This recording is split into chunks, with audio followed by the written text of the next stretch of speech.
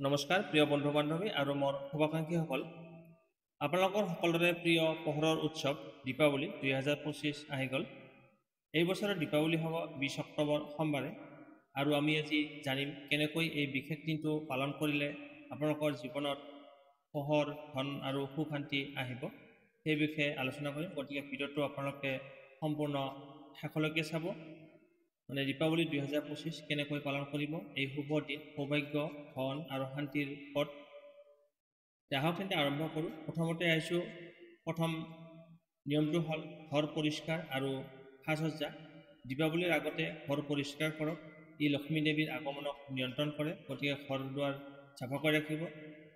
দুৱাৰমুখত ফুলৰ মালা, ৰংগলী আৰু দীপাৱলীৰ চাকিৰে সৌন্দৰ্য বৃদ্ধি কৰক। 2 নম্বৰ নিয়মটো হ'ল লক্ষ্মী আৰু গণেশ পূজা। সন্ধিয়াৰ লগে লগে লক্ষ্মী আৰু গণেশ পূজা কৰক। নতুন বস্ত্ৰ পৰিধান কৰি ধূপ চাকি ফুল আৰু পায়স নিবেদন কৰক। ওম হ্ৰীং লক্ষ্মী নম এই মন্ত্ৰটো 108 বাৰ জপ কৰিলে ধন সঞ্চয় আৰু লগতে সৌভাগ্য বৃদ্ধি হয়। গতিকে আপোনালোকে পূজাৰ সময়ত এই মন্ত্ৰটো জপ কৰিব। মন্ত্ৰটো মই আকৌ এবাৰ কৈ দিছোঁ, ওম হ্ৰীং লক্ষ্মী নম এই মন্ত্ৰটো 108 বাৰ জপ কৰিব পূজাৰ সময়ত।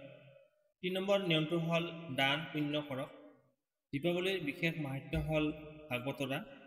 গৰীব লোকসকলক খাদ্য বস্ত্ৰ আৰু মিঠা বস্তু দান কৰক, ই আপোনাৰ জীৱনত শুভ ফল আনি দিয়ে।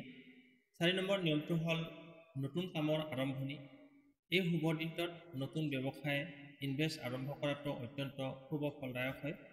ধন ৰূপ বা নতুন সামগ্ৰী কিনাৰ আগমন বঢ়ায়। আপোনালোকে ধন ৰূপ নতুন অলংকাৰ কিনিব পাৰে। 5 নম্বৰ নিয়মটো হ'ল পৰিয়ালৰ সৈতে আনন্দ। দীপাৱলী মানে হৈছে এনাজৰী একবদ্ধতাৰ উৎসৱ। পৰিয়াল আৰু বন্ধুবৰ্গৰ সৈতে চাকি জ্বলাওক, মিঠা বস্তু ভাগ বতৰা কৰক আৰু একেলগে আনন্দ উপভোগ কৰক। 6 নম্বৰ নিয়মটো হ'ল সুৰক্ষিত দীপাৱলী পালন কৰক।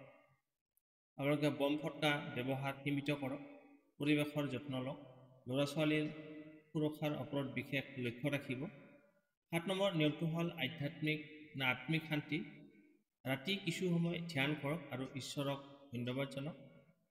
পোহৰৰ এই জয় আপোনাৰ মনৰ অন্ধকাৰবোৰ দূৰ কৰি দিয়ক।